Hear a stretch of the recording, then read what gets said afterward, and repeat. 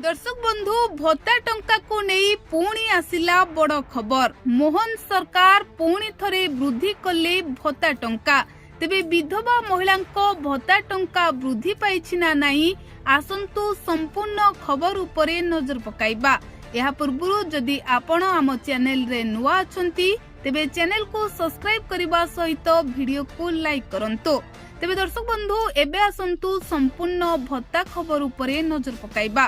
तेबे दर्शक बंधु निर्वाचन समय मोहन सरकार देइथिबा प्रतिश्रुति पूरण करिसंती।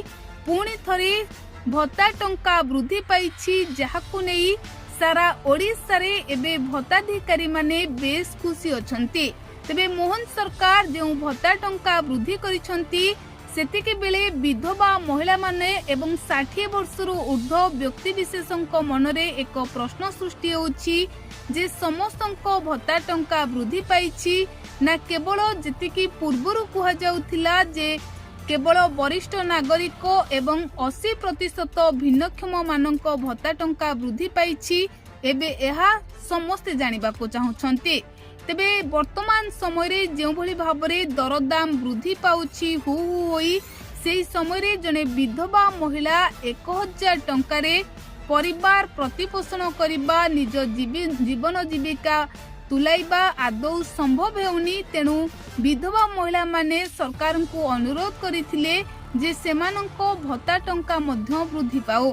तेबे एतिके बेले बे समस्तंको मनरे सेही गोटिए प्रश्न रहिछि जे विधवा महिलांको भत्ता टंका वृद्धि पाइछि ना नाही।